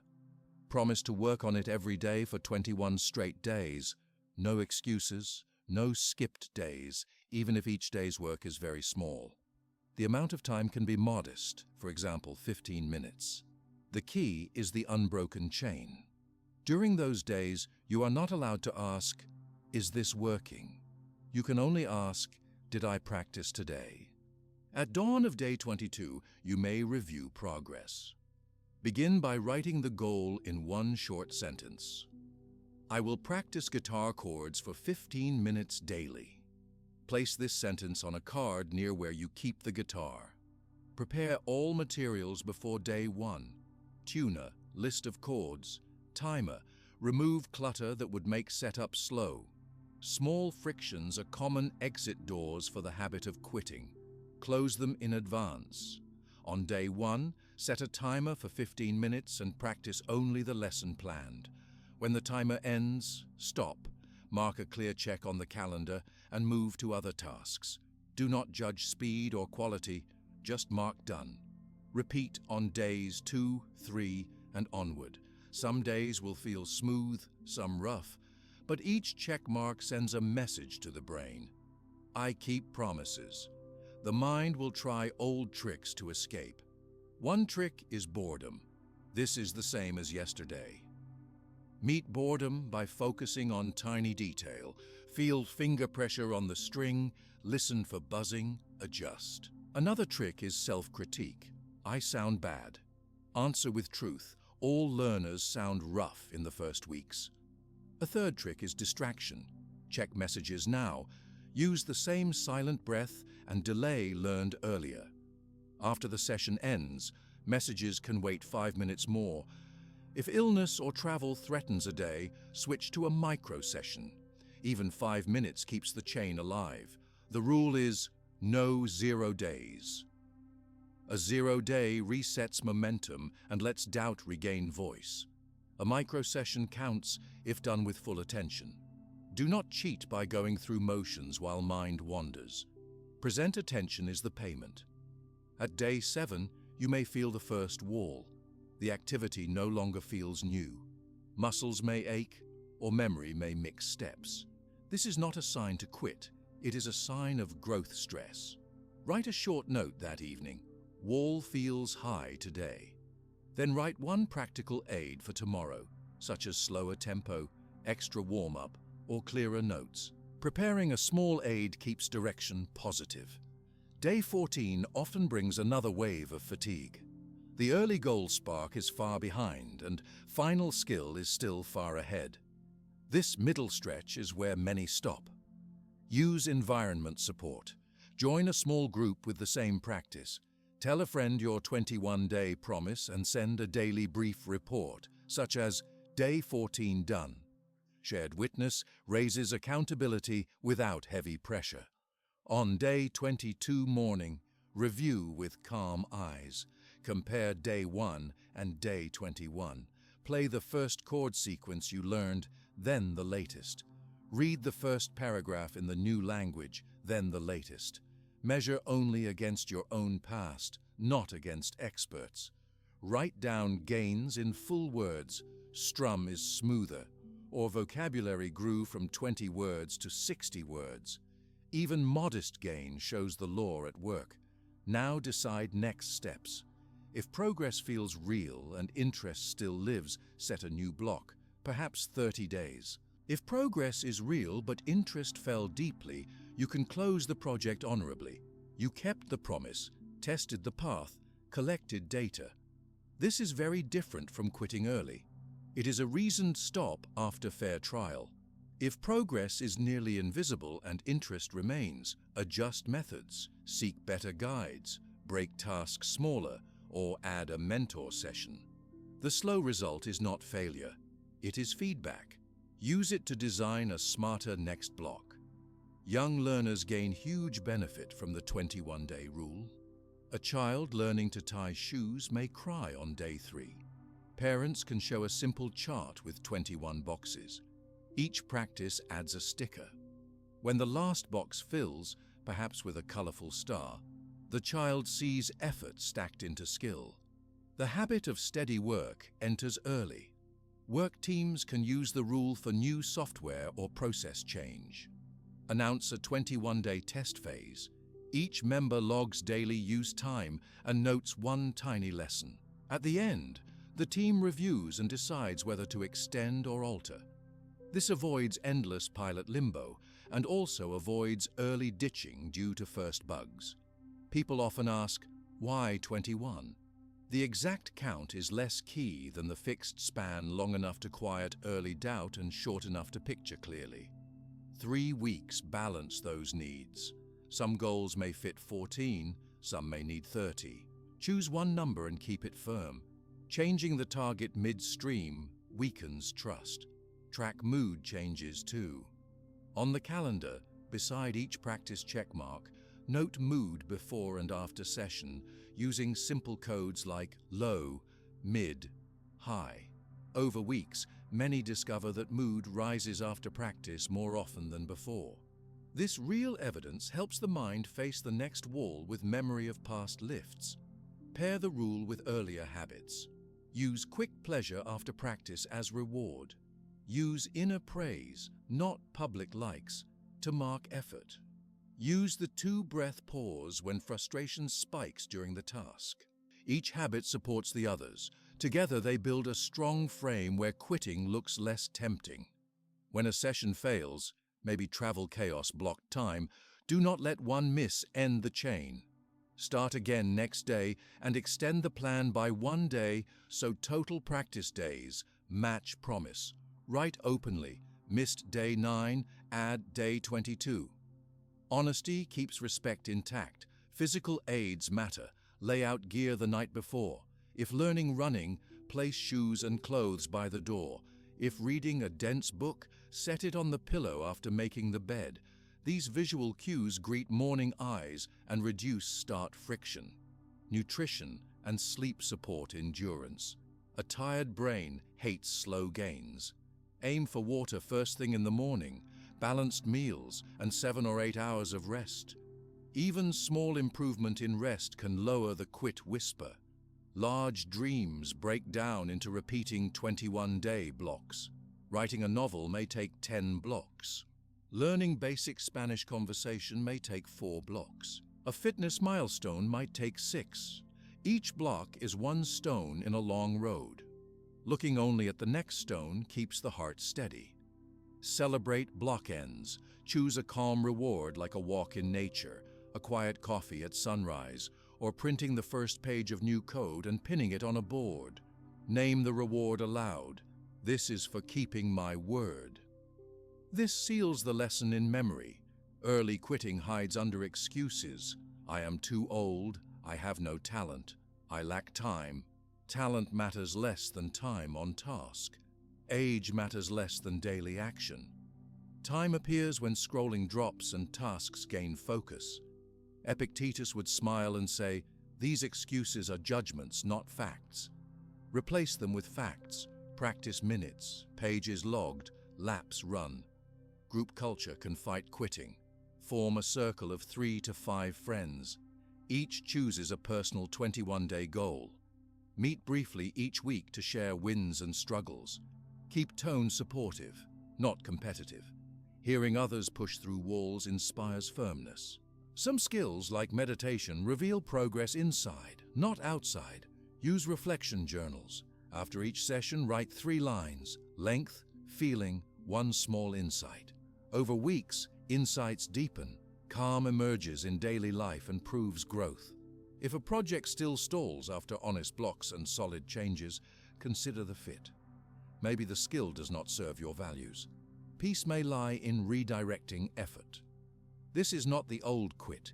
It is strategic shift built on data and self-knowledge. Teach this rule to teenagers facing exam waves. Break study into 21-day review cycles. Each day cover 1 topic, then test briefly. It removes cram panic and builds long memory. The same approach helps anyone preparing for a speech, race, or certification. Watch language when walls rise. Say, "I am learning," not, "I can't do this." Say, "This step is hard today," not, "I will never get it." Words guide emotion. Emotion guides persistence. Hold patience like a quiet tool. Fast culture makes patience rare. Owning patience sets you apart. Employers value steady workers. Partners trust steady hearts. Children feel safe with steady examples. Relapses into quitting will still come in life storms, illness, grief, overload. When they do, pause, care for basic needs, then pick a fresh 21-day seed when ready. The field of will stays fertile. Success stories of this rule abound. A woman writes her first short story after 3 blocks of daily 500 words. A man reduces blood pressure after 4 blocks of daily walks. A retired teacher learns beginner piano pieces in 6 blocks. None claimed special gift, only steady steps. When holding steady becomes natural, other habits firm up. Complaint drops because patience' roots run deep. Blame shrinks because self-trust is high. Praise-seeking slows because inner scorecards show real proof. Listening improves because longer tasks have taught calm focus. The next challenge often touches stored anger. During long practice streaks, small slights may feel sharper because tired muscles or busy minds lower tolerance. Learning to notice anger early and release it quickly will protect the new steady path. Steady practice makes days fuller, but it also uses energy. When energy runs low, a sharp word from someone can sting more than usual. At first, the sting feels small, like a pinprick. Later, perhaps during a quiet drive or just before sleep, the mind plays the scene again. The sharp word grows louder in memory. Soon the voice inside says, "I should have answered back." Muscles tense, the jaw locks, the breath turns shallow. This is the start of stored anger. Stored anger is anger we carry after the moment has passed. It is different from brief heat that rises and falls in 1 minute. Brief heat can warn us of real danger or unfairness, and then fade. Stored anger does not fade. It hides and waits. While it waits, it drains strength. It clouds thinking. It can jump out later at the wrong person or at the wrong time. Many people keep small piles of stored anger each day. A driver cuts in the lane, a co-worker dismisses an idea, a sibling forgets a promise. Each event is minor alone. Together they fill an invisible sack on the back. By evening the sack feels heavy, but no one sees it. Sleep becomes light because the mind keeps sorting the pile. Morning starts with tight shoulders because the weight never left. Epictetus warns that anger harms the angry person first. The other person may forget the event in minutes, yet we keep carrying the memory like hot coal. The hand that holds the coal is our own. The wise step is to drop it or to use it for clear action, never to hide it. The habit of stored anger grows from 3 steps. First, we feel a slight and we judge it quickly as personal. Second, we delay response because we fear conflict or we do not know how to reply calmly. Third, we replay the scene inside the head, adding new lines and making the slight larger. These steps repeat until stored anger feels normal. To break the habit, replace those 3 steps with new ones. Notice, decide, act, or release. The whole method can fit in one breath. Step 1. Notice. When you feel the first spark, heat in the chest, flush in the face, faster pulse, say inside, "This is anger." Naming the emotion lifts it into clear sight. Do not push it away or judge it. Just name it. Step 2. Decide. Ask a short question. Can calm talk fix this? If the answer is yes, plan to speak soon. If the answer is no, plan to drop it. Both paths remove storage. Step 3. Act or release. If calm talk can help, choose the earliest safe moment. Use simple words. Yesterday you raised your voice during our call. It felt harsh. Can we speak about it? Keep tone steady, eyes level, voice low. State the fact, the feeling, and the wish to solve. Listen fully to the reply. Many small hurts heal in one honest talk. If talk will not help, perhaps the person is a stranger passing by or the issue is tiny. Release the spark. Visualize placing the thought on a leaf and letting it float away. Breathe out longer than you breathe in. Imagine the heat leaving on the exhale. Then move attention to the next task at hand. For practice, carry a smooth stone in a pocket. Each time anger sparks, touch the stone while naming the emotion. Then choose talk or release. At day's end, note how many times the stone helped. This small ritual turns a hot, vague feeling into a clear, physical step. Some slights are too big for one short talk. When harm cuts deep, plan a calm meeting with time and privacy. Write notes first, main facts, personal feelings, clear requests. During the meeting, read if needed. This avoids forgetting key points and stops extra blame words. If the other person reacts with new anger, stay seated, breathe, and repeat your points. If the talk fails, decide next action under your control, such as seeking mediation or setting firm boundaries. Silence can be wise if the other person is unsafe or not open to reason. Silence here is not stored anger, it is protective distance. Even then, release inside is needed. Journaling helps. Write the full story, every detail, every feeling. Do not judge grammar or style. When done, close the notebook and place it in a drawer. The page now holds the anger so the mind can rest. Physical motion also clears heat. After a tense meeting, walk for 10 minutes. Swing arms, breathe deep. If possible, use stronger movement like pushing against a wall or doing slow squats. Muscles burn the stress chemicals, and the mind lightens. Group culture can raise or lower stored anger. In some workplaces, people fear open talk, so angers pile up. Leaders can set rules, weekly short sessions called clearing rounds. Each person may speak 1 minute about any small hurt using calm words. After each share, the group answers only, "Thank you for telling us." No instant fixes. The simple hearing often melts the heat. Later, pairs can solve details. Families can hold nightly check-ins. At dinner's end, each member may say, "One thing I liked today," and "one thing that felt rough." Responses stay gentle, no debate. Children who learn this skill early grow into adults who see anger as normal signal, not shameful secret. Social media stirs anger daily. A post can feel like an attack, but reply wars store more heat than they release. Use a 2-hour delay rule. When a post angers you, wait 2 hours before replying. In that time, notice, decide, act, or release. Often, the urge to reply fades.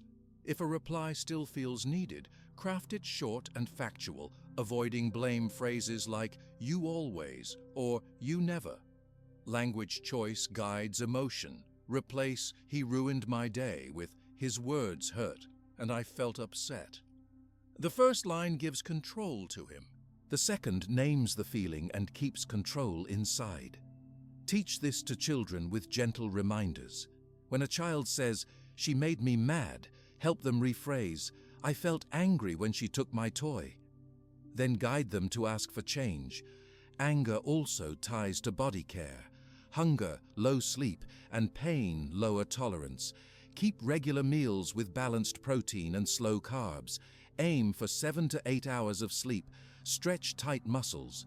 These steps set a higher baseline so sparks do not flare so fast. Some anger stays hidden for years. Old betrayal, loss, or shame may visit in dreams or during quiet times. Healing long-held anger may need deeper tools. Writing long letters never sent, speaking with a counselor, or practicing extended meditation can help. Epictetus reminds us that even old pain sits in our current thoughts, which we can shape with patience and guidance. A useful nightly habit is the anger review. Before sleep, sit with a small lamp. Recall the day. Ask, "Did anger visit me today?" For each visit, note time, place, and cause. Write which path you used, talk or release. If neither happened, plan a talk for the next day or plan a release exercise. Then close the notebook. This closes loops that might disturb sleep. Track physical signs. At desk work, set a timer for 1 hour. When it rings, scan the body. Are shoulders rising? Is the jaw tight?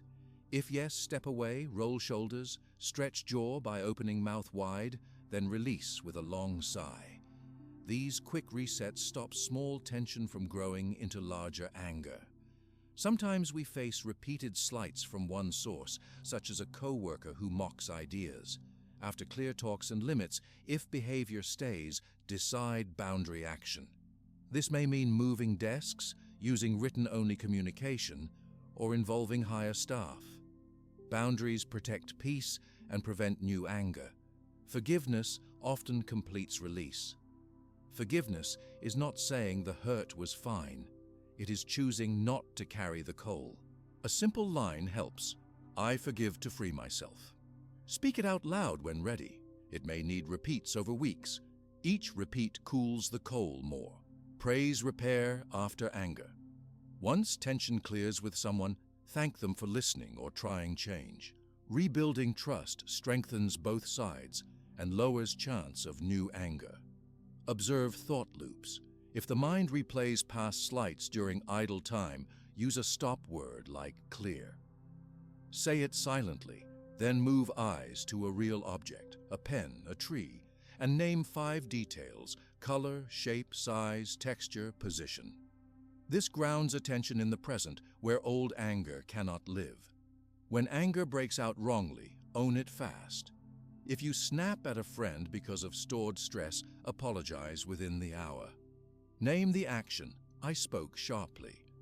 Name the cause without excuse: I was holding tension from work. State new plan: I will take a walk next time before we talk. Quick repair stops guilt from becoming fresh anger at the self. Self-anger can be the heaviest form.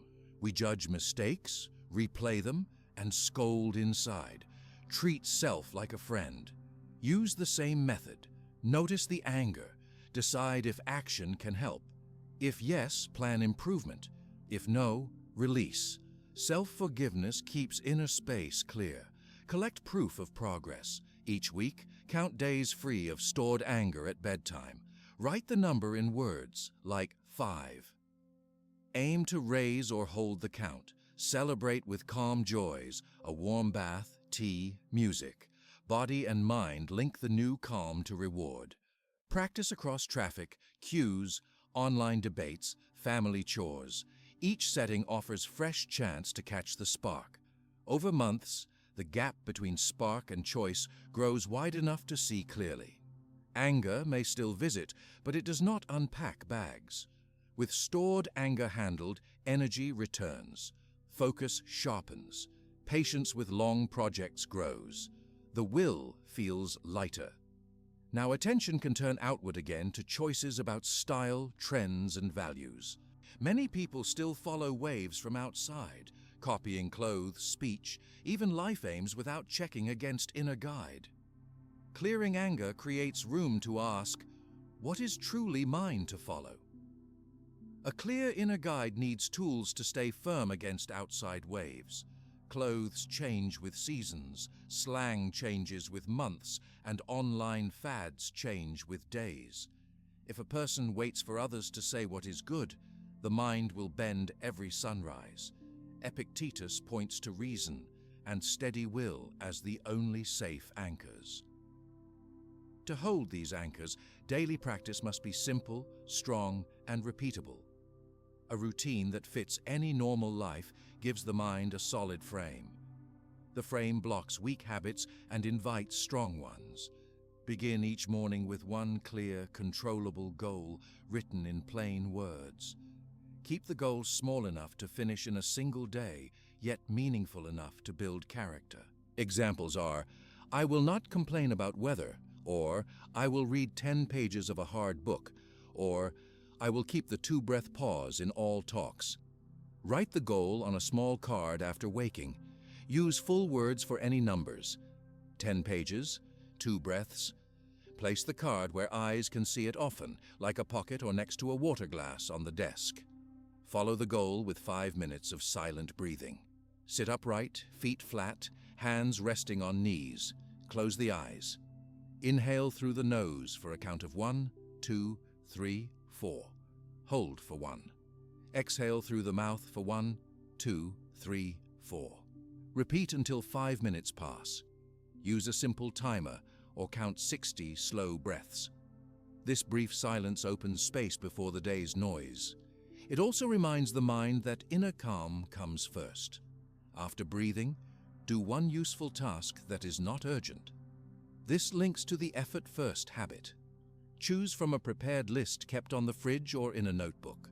Possible tasks: wipe one shelf, stretch 10 minutes, write one thank you note, practice a new word list, finish it before any treat like sweet food or social media. Mark the task done in a daily log. The brain then starts the day with earned pride. Move into normal duties like job or study. Use focus blocks to guard attention. Set a timer for 30 minutes. During the block, turn phone alerts off and close extra tabs.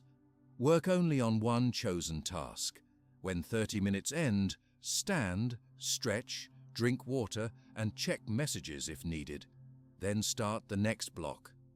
2 or 3 blocks before noon often finish more work than 5 scattered hours.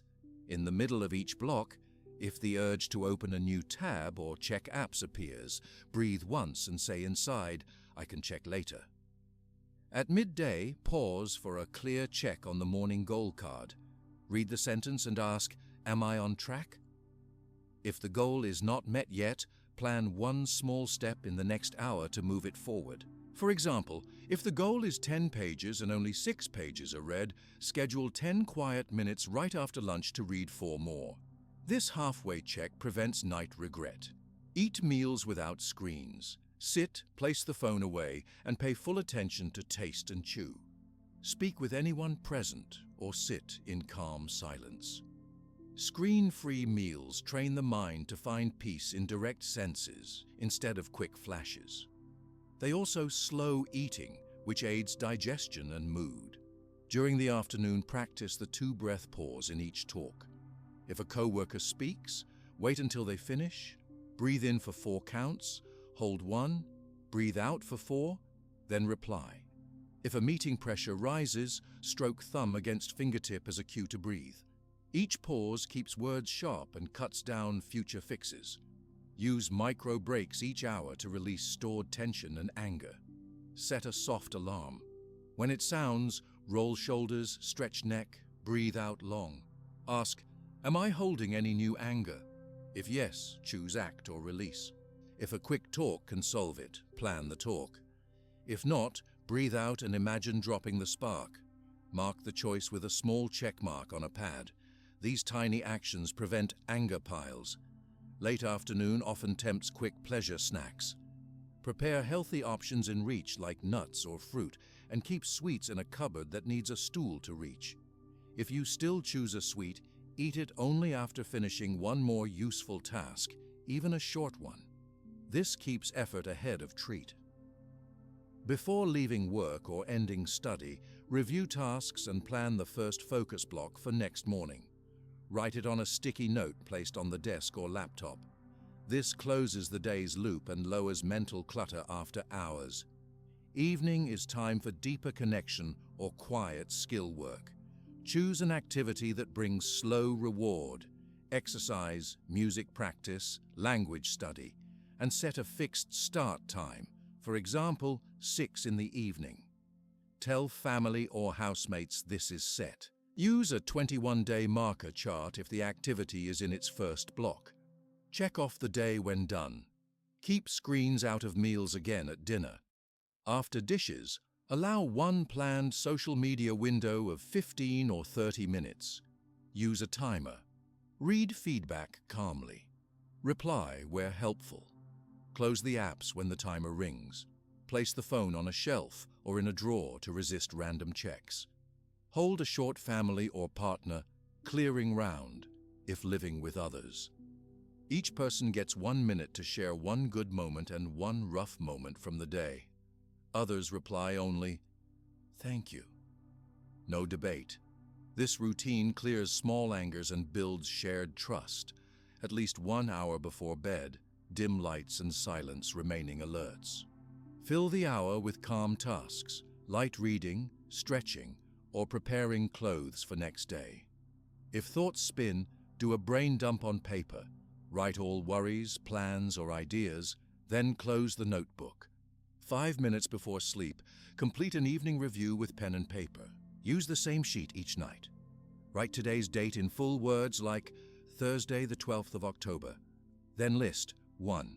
Goal result, met or missed. 2. Courage score, fairness score, self-control score, each from 1 to 5. 3.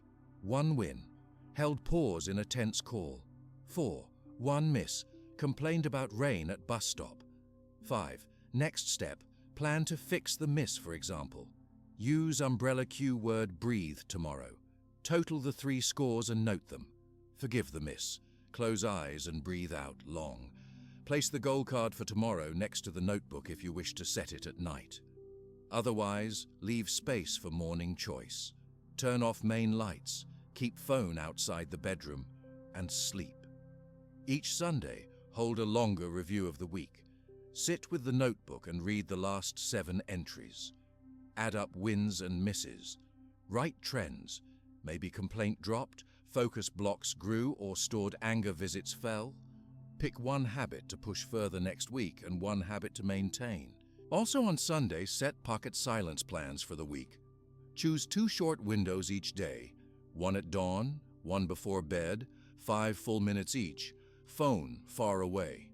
Mark them on a calendar. Treat them like firm meetings. The daily routine relies on simple tools: pen, paper, timer, cards, silent breath. No special gear. Money stays in wallet. Time used for screens shifts to work, rest, or study. Over 3 weeks, new brain paths form.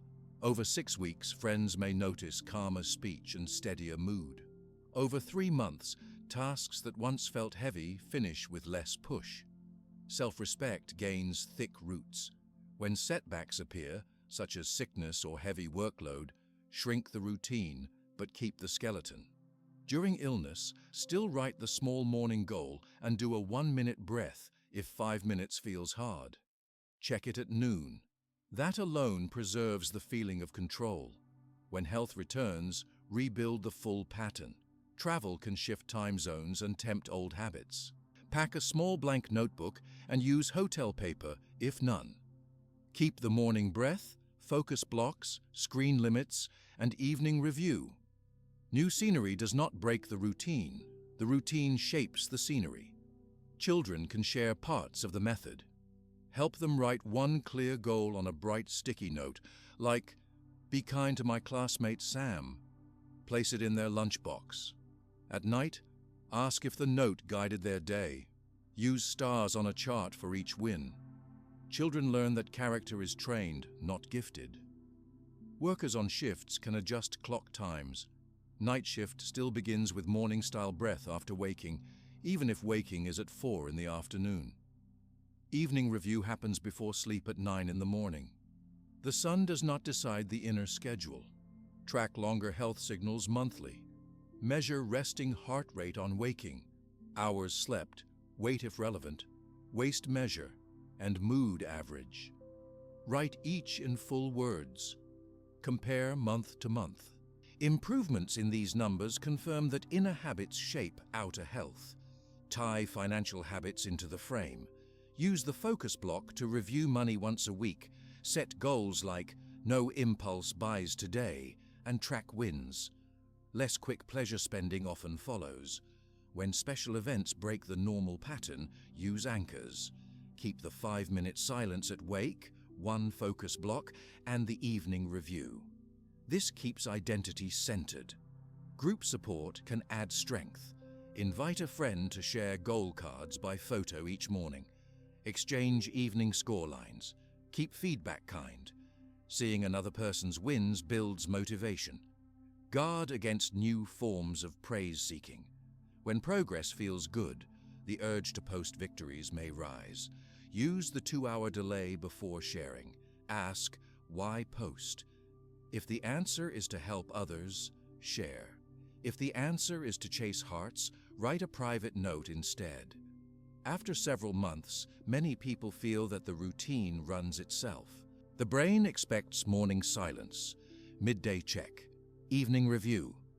At that stage, consider adding new personal values to the review list, such as patience or generosity, and scoring them. Growth then moves to wider ground. Failure to follow the routine on a hard day is not a breach of honor. It is a data point. Study what broke. Maybe late night screens ate sleep. Maybe skipped meals spiked irritation. Maybe tasks lacked clear order. Adjust supports and start fresh. Epictetus would remind us that daily acts form character, and character guides fate. This routine gathers those acts into one plain rhythm. Each breath, each pause, each written line is a brick in a wall that keeps out weak habits and holds in strong peace. Ownership of the day begins before breakfast and closes after final pen stroke. With ownership, life still brings noise, delay, and pain, yet each event meets a mind standing upright, ready to choose its response.